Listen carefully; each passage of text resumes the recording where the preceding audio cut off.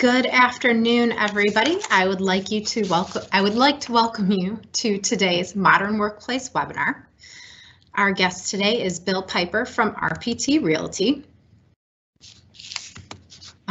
We have had a pretty great history with RPT in that they were present and participating in our recent Modern Workplace Summit that we held back in October. We wanted to be able to do a deeper dive into all the good things that RPT has been doing in terms of moving to the modern workplace. But first, I wanted to introduce Bill Piper, who is the Vice President of Information Technology for RPT. RPT is a national owner and operator of modern and engaging open-air shopping destinations, principally located in some of the top U.S. markets. Bill is responsible for providing a technology vision and strategy for the organization and championing technology innovation. During his time at RPT, Bill and his team have re-architected the core infrastructure, tactically deployed a hybrid cloud model, and assisted in the augmentation of the corporate culture using technology. And that's going to be a point that we really hone in here. In the spirit of giving back, Bill volunteers for We Build Character, a mentoring organization developing Southeastern Michigan's future IT leaders. Bill is also a graduate from Western Michigan University, where he has a degree in Management Information Systems. Bill, does that sound about right? It does. It sounds perfect, and there's no lies in there. I promise I did graduate. I am a college graduate. Absolutely no doubt about that. So I gave a quick background on RPT, but Bill, could you dive in a little bit more into RPT and what you guys are all about? Yeah, absolutely. So RPT is a shopping center developer landlord, and effectively what we have from a shopping center standpoint are, they might call them strip centers, power centers, lifestyle centers throughout Michigan, Florida, where heavy concentrations are, as well as some of the larger ones that we have are out west and in Tennessee.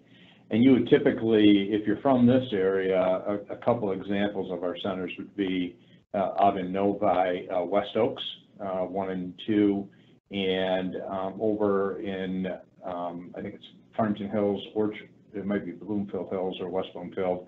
I think it's Hunter Square.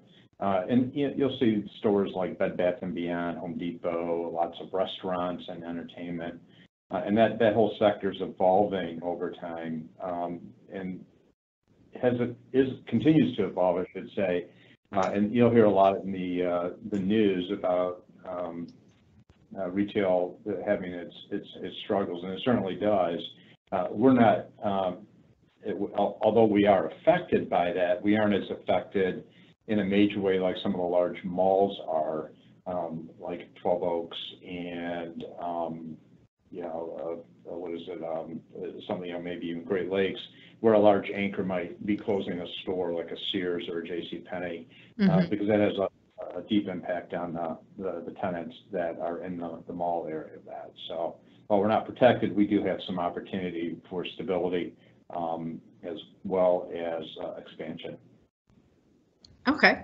Well, thank you for that glimpse into what RPT does on a daily basis.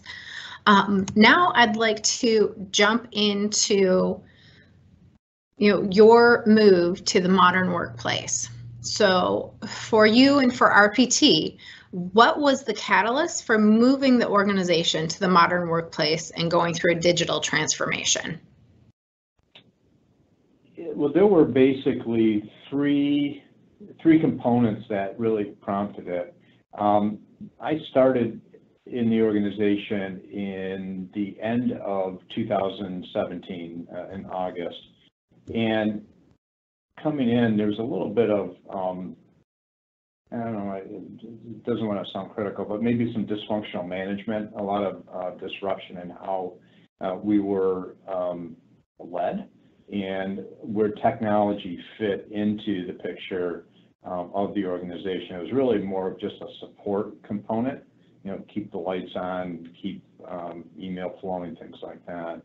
And I really saw the opportunity that there could be a change in how we use technology and really as a culture of technology in the organization. So one of the things that I wanted to do was improve the collaboration, the way we were built out in our offices, which was very unusual still in this day and age, was very high walls of cubes, offices around the edge of the perimeter, so there was no natural light, things like that.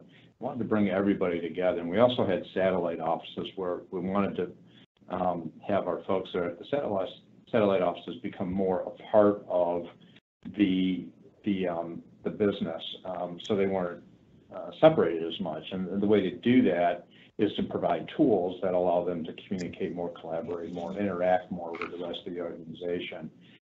There was also another driver that we had a COO at the time who loved to experiment with technology and was already into the Office 365 world a little bit, and he wanted us to do more as well. So there was executive support, but not necessarily the way that we wanted the executive support, because he would just say, hey, we'll start using this, and there wasn't any training or any kind of rollout or governance or anything like that. So it really went along the ways of, personal kind of a goal of mine. There was a leadership goal in the sense of the COO, and then there was a technology component to this too, that we were sort of in a transitional state. We had so much stuff that was on-prem. A lot of our technology was end of life and end of support, and we were running a fine line, walking a fine line around what was going to survive and if we were going to be able to keep things up. The previous IT group had moved the email into the cloud, and we needed to finish that. And then the other piece was that SharePoint needed to be addressed as well, because that was on-prem. So now, as your systems were starting to hit end of life, was there any talk of potentially moving to a competitor, or was there any, what's it called, rogue IT, so to speak, within the company that was using some other products other than Microsoft products that might have had some type of influence on what products you guys were going to use or go forward with? How did that all come about? That's a good question. I think we were very fortunate that we were primarily a Microsoft shop from the beginning. And because we're a small company, there wasn't the opportunity for rogue IT to really come up and operate without the understanding or visibility of IT. We, like I said, had started to move our email into the Office 365 cloud, had not finished it yet. And when we started talking to you folks about the idea of what we were going to do with SharePoint, that's when we realized there was a tool set there that we could take advantage of even more so. So there really wasn't a question, do we go with a Google opportunity, or is there any other tool set out there? Office 365 was just the natural progression, and we already had some of the licensing established too when I arrived. So it was an easy decision. Okay. So you had already had these tools in place prior to your arrival. You had some influence with some of the C-suite in terms of they wanted to use these tools. How did you start down this digital transformation and transition into a more modern workplace once your systems were starting to hit end of service? What path did you start taking? It actually kind of evolved along the way. What was important is that we had to stabilize the environment, and that's again what goes back to the email as well as our SharePoint instance, our portal. And once we started talking about SharePoint, there's a gentleman in your organization. His name is Ryan Charnock. Ryan and I started to look at what other things we could take advantage of as an organization. And it came to light that in addition to the CEO kind of pushing some of this, that the use of Teams was something that we could all benefit from along the way, as well as another tool like Yammer and OneDrive for that matter. And as Ryan and I started exploring it, we developed a budget around and a project around what we called, and the term's used quite a bit, but a journey into Office 365. But what was unique is that we developed what we call these next stop sessions, where we would take a technology in the Office 365 stack, for example, Teams, and we would do a whole session of training, mentoring, and guidance on how it could fit into the organization. So it wasn't a matter of just saying, hey, we can use this. We actually met with departments and said, how can you use this? What processes do you have, and what things would fit into the world of Teams along the way? And it was a great way for us to be able to introduce the technology. And I'll say Ryan has a large hand in this. His personality, his approach to how he does training, how he connects with the people was really instrumental in us making that shift. It was a very, I call it a friendly way of doing it. People just sort of embraced Ryan along the way, and as a result, because having such a good partner, people really started to buy into it more along the way, and they saw the benefit. I think there was in my mind, there was an appetite there as well to say, we do some things the way we've always done them. We need to change, but we don't know how to change necessarily. So by introducing these tools, walking through what they can do, people started thinking a little bit more. And those next stop training sessions and what I would say, even the department mentoring were instrumental in all of it. The other thing that we did, which I think was critical and has really helped with the adoption, is that we developed a technology champions group, as well as a governance team. And those two teams have actually become one since we did this. But basically, the champions were the folks that said, where are the people that embraced it the most? So we said, these are people that love technology, that will try to figure out how to use the technology to make their lives and their work better and easier along the way. The governance team, which ended up being a lot of the same people, were the group that put all the rules around it and the parameters and what do we want to do going forward. But by having these two teams, what was really cool is they went back into their departments, into their work life, and then propagated the use of it throughout. So it wasn't IT then saying, hey, we're doing this. It's a partnership. Again, it goes back to IT and the business working together, and us as an organization making things better along the way, which it was one of the best experiences I've had with using or implementing new technology. Okay, so I have two questions that kind of go into this part. One is, in some of our conversations, you brought up that there was a changeover in leadership, and that kind of put a blip in the map, so to speak, in terms of you were going, and then you had to stop and go forth. And then after that, if we could dig a little deeper into those governance sessions that you're talking about and get a little bit deeper into that, I would appreciate it. Sure. So you want to talk about the blip in the leadership? Yep. Let's start with that, and then we can roll into governance. So, as I said, there's a little bit of a dysfunction or a change that was inevitable in the organization. The CEO, rumors had it that he was going to retire, and which is good. I mean, well deserved, of course. And right after we finished all of our next stop training sessions, it was announced that we were going to get a new CEO. And the COO, the person that had been sort of the advocate for some of the technology, left the organization.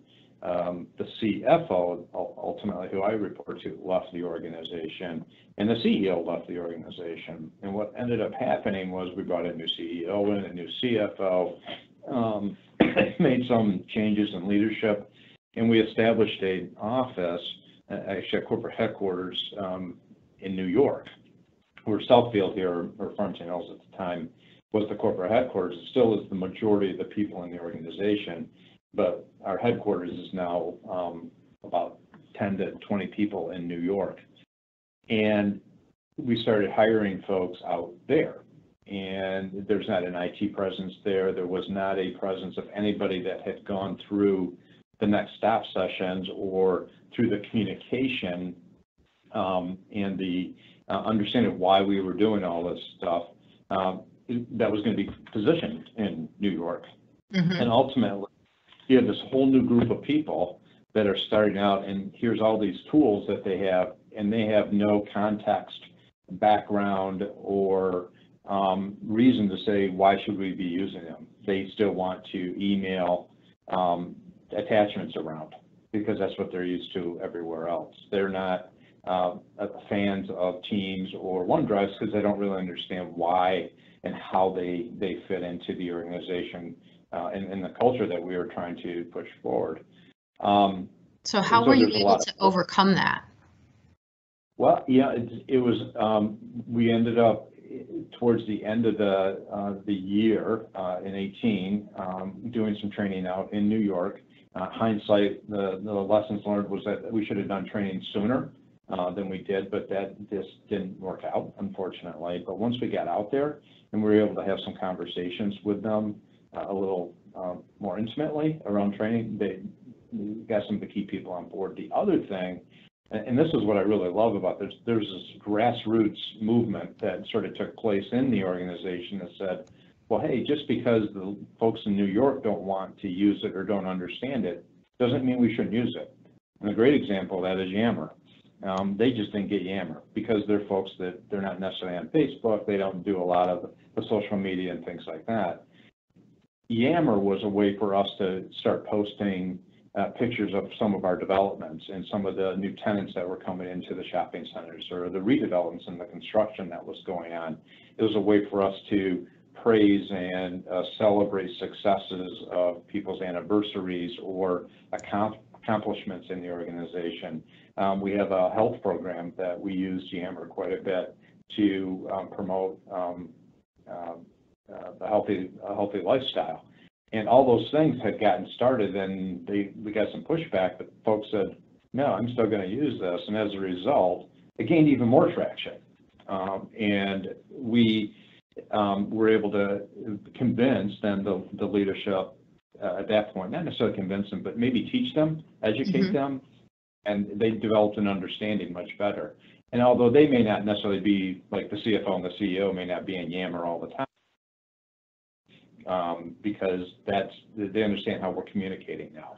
And that's what I love about it being a collaborative thing, is it didn't take IT to convince people to use it. It was the business, it was all of us saying this works and this is how we're going to use it. Okay, so really more of a bottom-up approach when it came to ensuring you continued to use the tools. Yeah, and I think that's great. But they listened. That's a great thing about Elation. They listen to the people in the organization. Oh, that's great. So my second question was right around the governance piece that you guys went through. Can you dive a little bit deeper into, how you guys worked through who got what access when on which device, which tools to use when? How did you guys go through that process? Brian helped establish this team, and again, we picked very specific individuals in the organization that we knew would champion the technology, and that's why there was this overlap of the two groups that understood it enough to say, where does it fit into the rest of the, how we do business along the way, and sort of be creative along the way as well, saying, hey, if I do this with this tool, I can do things better. So driving change and being innovative. Those people being on the governance team then were able to say, these are the things I think we could be doing as well. When you're establishing governance and you don't know what is going to happen, it's kind of hard. But with Ryan's experience of this is what he's seen, with us saying these are the things we think we want to do, we'll develop this construct of rules, so to speak. So, for example, a great thing that comes up every once in a while is, can we let outside people come into a team that we have? And the answer is absolutely. But you can't do it wholesale, meaning you can't just say, open it wide open and let anybody come into teams, because we don't want those links being passed around and our content being exposed to the outside world. However, if you have a named account, named email address and named person coming in, then that's okay. And the rules that we established around that and that we communicated started to make sense to people. Now, every once in a while, we'll get a new person that says, I can't use Teams that way because I want to give it to everybody. Well, that's a security issue. We don't want to do that anyway.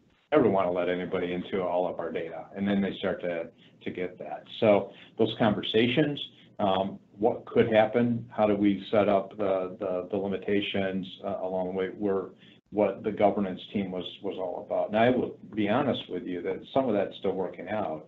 I think we need to be better about reminding people around the governance.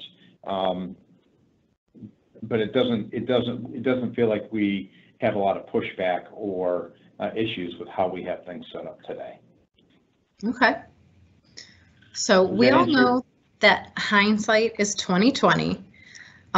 So what are the nuggets of advice you would give, and what are some of the gotchas, so to speak, that you guys may have experienced during this process?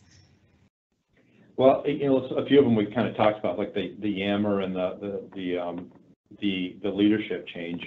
I think the biggest gotcha is that this absolutely has to be a company thing. It's we in IT, it used to be a lot more this way. I don't think it is as much today. Really, it's a technology thing, so it's an IT thing, and that's not true.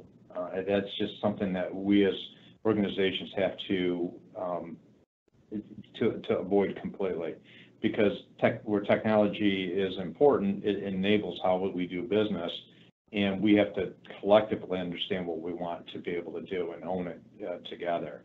And well, I wouldn't say that was a gotcha. I think it was a strong lesson learned for us. Okay. That we needed the teamwork to make that happen. From a gotcha standpoint, the big one was that with a COO who was gung-ho about pushing technology out, what would happen is he'd say, hey, we're all using Teams now. I'm on there. You should get on there. Trying to play catch up with him on what he was trying to accomplish was extremely difficult, and it ultimately resulted in a proliferation of teams that don't even get used anymore, people not knowing how to use them necessarily, and potentially having getting a bad taste in their mouth about the tools because they weren't used right or weren't used correctly from the beginning. And I think any rollout like this requires a very structured approach, a thoughtful approach to how we are going to use them in the organization. I still love the example of our grassroots approach to getting things done, because if people believe in it, they'll make it happen. And it's not just about the top pushing it down. It certainly helps. But it's about the bottom pushing it up, as you phrased it, Megan. That's a great way. It's about everybody together, but the bottom has a voice, and the bottom sounds kind of bad. I mean, it just means that the frontline employees who are using all the tools should be able to speak up. Right, be able to use the tools that they need to be able to do their jobs in the best way possible. Yes, very much. Okay, so far, what have your results been in this move to modern?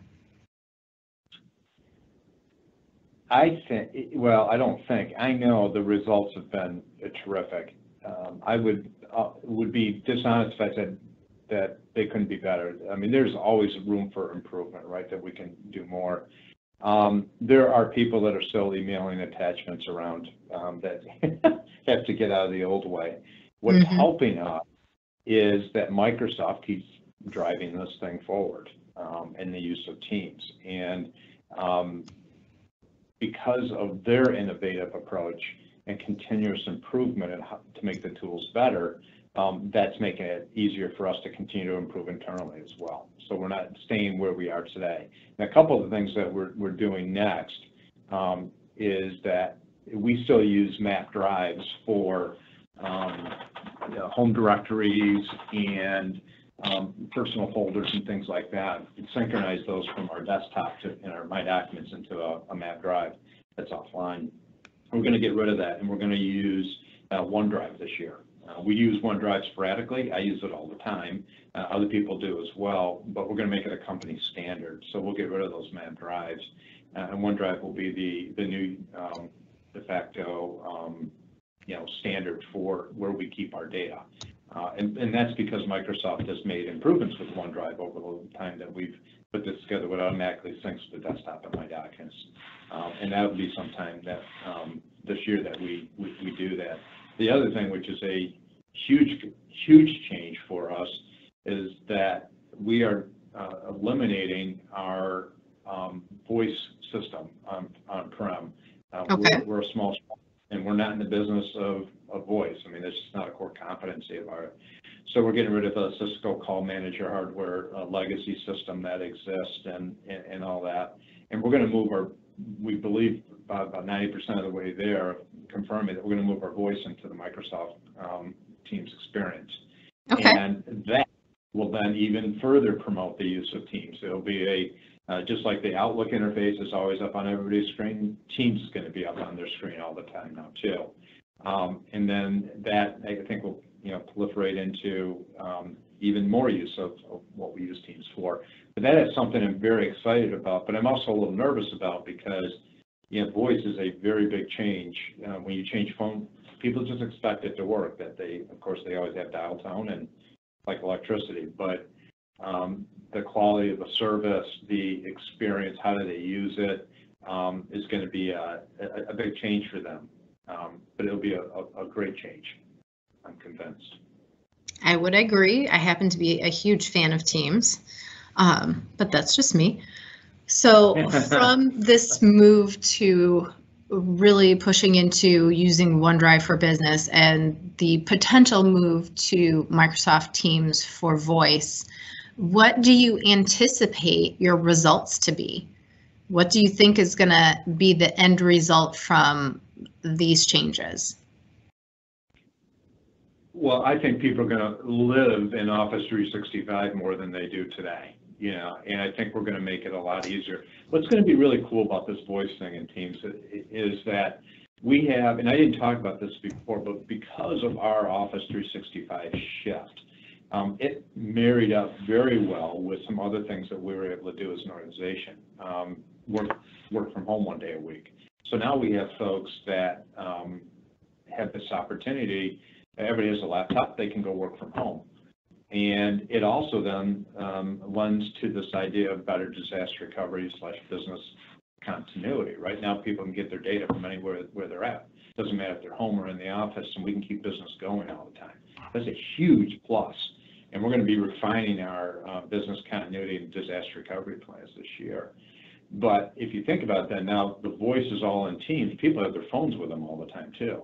Mm-hmm. And now, and even though they have Skype and they have, so we do have Skype for Business and chat, do a little bit of that, we're going to be able to force the use, force is a strong word, encourage the use of this desktop video conferencing with Teams. It's so incredibly easy.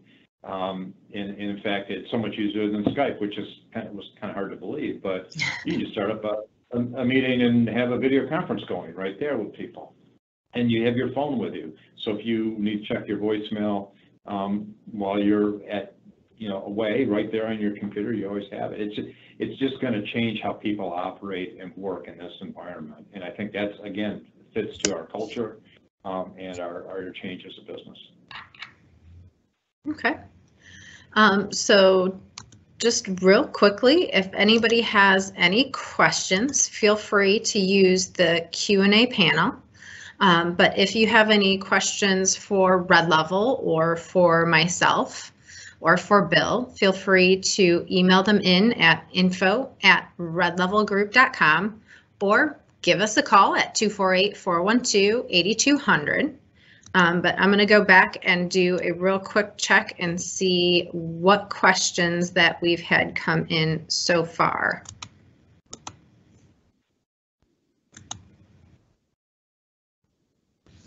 Yeah, and Megan, I'll just add to that, folks. If you're shy about asking questions in a forum like this, I totally understand that.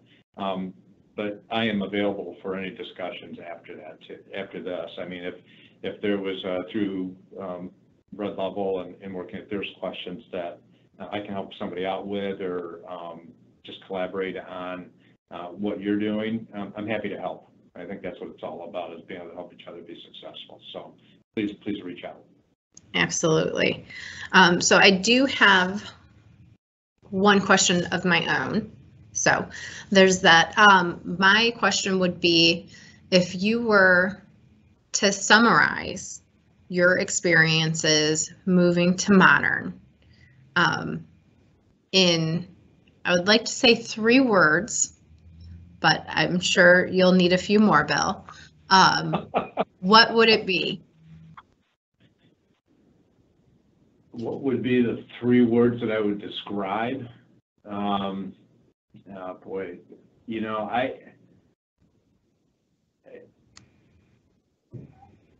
let me, this may seem kind of cliche, but I would say ease of use. I just think that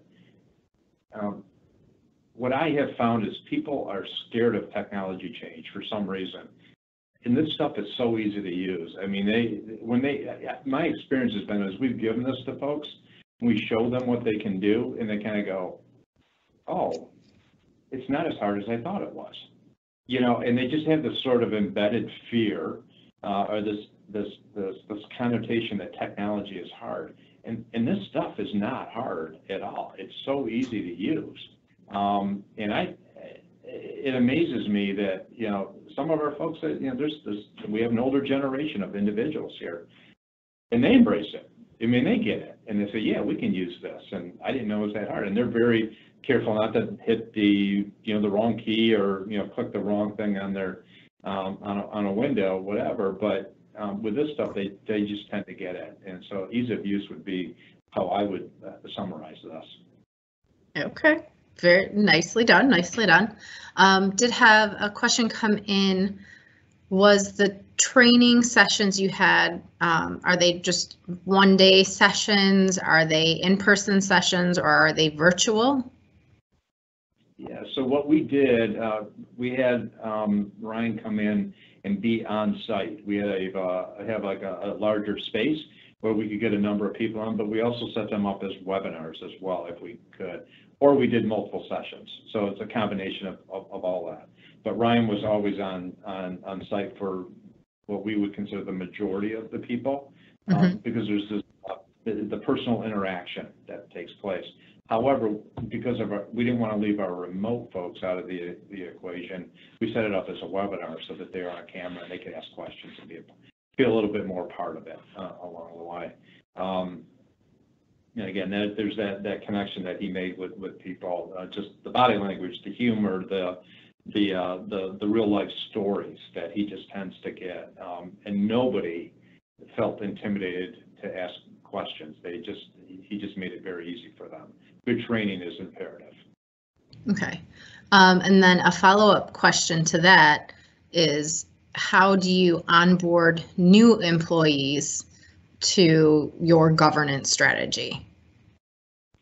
You know, that's a real, I think we fall short on that right now. I think we need to be better about that. You know, not only do we not necessarily do, well, when Ryan came on, we did record all the training sessions. So we have them out there in stream so people can watch it, so they can get the training.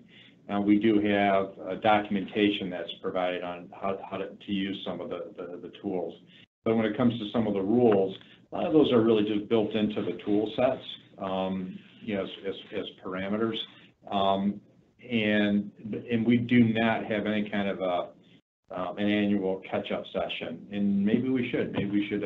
We've got a lot of new folks here. That might be something we just want to put together, like you know, a session of for the new folks. How do you use, you know, some of the teams, or what questions do you have? And honestly, from this experience and talking with you, Megan, one of my objectives this year is I'm going to put a few more webinars for the organization. I don't know what the topics are, but that actually might be one of them. You know, how to use some of the tools, and what could we be doing some things differently with that as we introduce them to the organization. Absolutely. Webinars are great. I do love them. Okay, that is all the questions we have for right now. Again, if you have any additional questions, you can feel free to email myself, or you can email info@redlevelgroup.com, or give us a call at 248-412-8200. But with that said, I would like to once again thank Bill for his time today and for his perspectives and his expertise on moving to a modern workplace. So hang on, one more question just came in. So what sort of strategies have been implemented to prevent Teams proliferation? We are up to a couple hundred teams, and it's impossible to find pertinent information. Well, yeah, that's a fun question, I'll tell you, because one of the things that gave teams a bad taste in our new executives' mouths was that they would say, "Hey, where's this document?" And someone would say, "It's on the team site I sent you." And they go, "What do you mean the team site?" And they said, "The one I invited you to." He goes, "Well, you know, I'm on like 15, 20 different teams. And I don't know which one you mean along the way." And there is not what we realized is people weren't communicating about the teams that they created, why the teams were there along the way. And we don't see a lot of new teams get created unless it's for a project now, something very specific around an initiative. For example, when we're collaborating maybe on a joint venture, or the redevelopment of a shopping center. Our construction and development folks are terrific at that, by the way. But I think that's another area of improvement for us, is how do we, is sort of controlling some of that. We did initially, we don't see that happening now. People, I'm not sure if it's because of the training, but they're very good. We don't have, for a small organization, an exceptional number of teams. But that's something I'll probably go check after this meeting out of curiosity and run the statistics to see how much they're being used, some of the older ones. I think what we are not good at is disabling or archiving old teams. And I think we need to go through and do that this year. But we don't. I think the training has helped people understand why they need them, and it's worked out well. Okay. Another quick question that came in: do you allow people to just create teams as they want, or is that governed and controlled? No, they have the freedom to do that. They absolutely can, and we help them if they need to. Again, our organization is about 110 people, and that is not a restriction that we put in place. We didn't want to put a lot of, I guess, rules around when you create a team, who you have to go. We want people to have some autonomy and not feel like they are governed in the sense where that they have to go through a process every time to do something. We want them to take off and run, and they do that well. Okay. Well, once again, Bill, I appreciate your time today. I appreciate your expertise and your perspective on this. Feel free to ask us any questions via email or giving us a call, and I will make sure that Bill gets any of those questions passed along to him. But for today, I appreciate everybody's time and look forward to talking to you again soon. Thank you. That's awesome. Thank you, everybody. Thank you for the opportunity, Megan. All right. Thanks so much. Okay. Bye-bye.